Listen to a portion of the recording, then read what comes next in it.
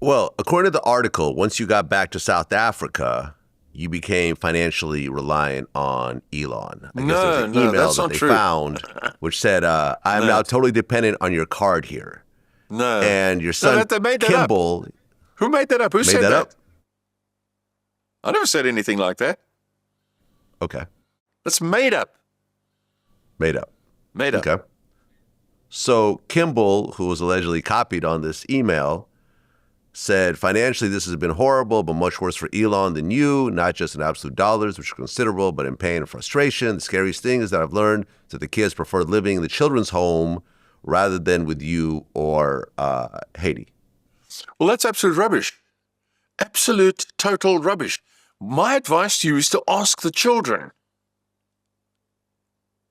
So I sent you an email or a video yesterday or a message from my daughter, Alexandra, who at the time was about Right. 10, who said, you were wonderful father, Dad.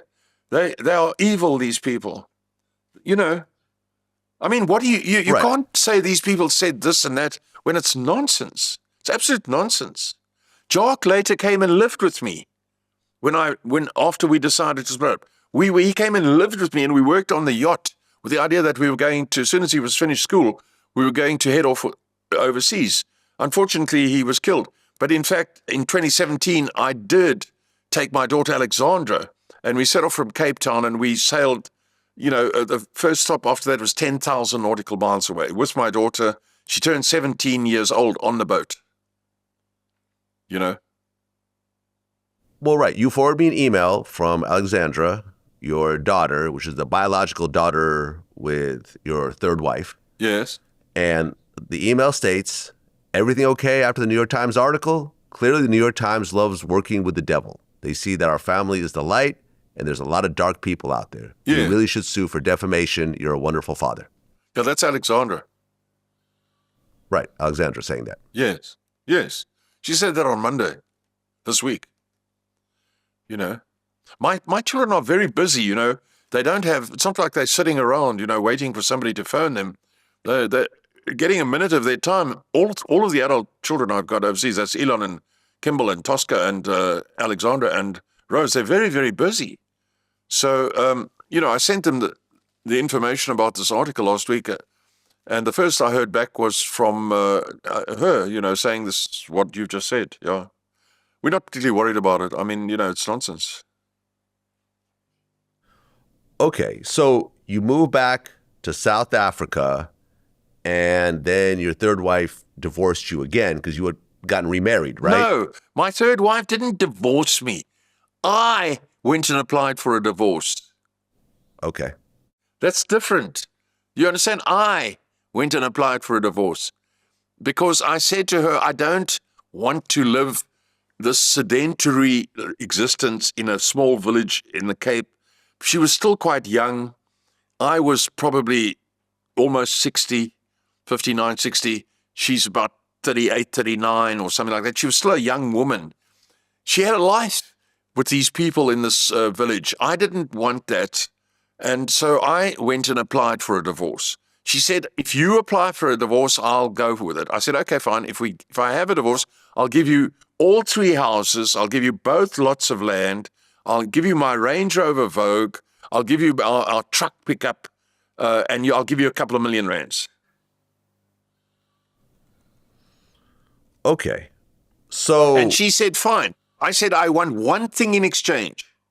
I want custody of our daughter, who was then 6 years old.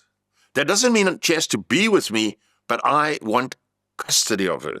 So my Heide-Mari said, that's fine. And when we went to see, in order to get a divorce in this country, as I said earlier, you have to go to the family court. And when we went to the family court for this particular divorce in 2005, the social worker said to us, and she told the court as well, I cannot understand why Heide-Mari and Errol want to get divorced, because this is one of the most loving families I've ever come across. So we explained to her, it's just that that's how we want to live. So I appeared in court. I applied for the divorce. I was granted the divorce. There's a difference. There's a difference to what you are saying and what I am saying. Got it. Got it. Well, thank you for correcting me. Thank you. Okay, so you filed for divorce in 2005. Yes. 1 year later, and you touched on this already, in 2006, Heide-Mari's younger son died in a car accident. Yes. In 2006. Yes. He was living with me at the time. Oh, he was? Yes, but he went to visit her, and she let him use her car. And I told her she's not to let him use your car. You're not to let him use your car. He can't drive. She said she can't drive him everywhere. I said, that doesn't matter. You can't let him use the car. He's too small. A week later, he was dead. Everyone knows that. Everyone in the family knows that. Everyone knows that I did that. Yeah, my condolences. Yes, it's something very hard. You never forget about it. It's like the same every day. Yeah. I'm sorry you had to go through that. Yes. Okay, so according to the article, around 2007, your ex-wife, Heide-Mari, wrote Elon Musk and said she's in a very bad situation and living in a house with no bathroom and no kitchen. So Elon allegedly paid for a contractor to fix the house and build a fence around it, and also paid for a private school for his half-sisters. Yeah, I don't know anything about that, but that's not true. She was given three beautiful homes by me. So I don't know where they come with that. That's insane. Anyway, I mean, she did try selling everything. She sold everything. I have a particular view on how men handle money and how women handle money. And, my feeling is that a woman handles money well if a man is assisting on their own. They're not as smart as they might be if your husband is helping, Anyway, the thing is, I don't know anything about asking Elon for any money, but I imagine they continued to try and see Elon or obtain from Elon money. I never had anything to do with that. By 2009, according to the article, your ex-wife Heide-Mari ended up coming back around and ended up reconnecting with you and the kids and bringing the kids back around. 2009. We were always really on good terms. There wasn't question of coming back or not going back. We divorced amicably. There was no.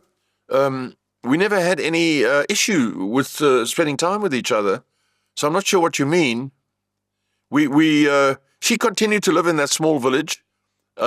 She eventually met a man there, and she married him, I believe. I wasn't at the wedding, so I can't speak about it. He was unfortunately killed in a car accident last year. So, one thing leads to another. But anyway, so she was with him for years after that with this other chap. She was with him I can't really remember when she started seeing him, but it was about 2009. And he was killed last year, which is 2024.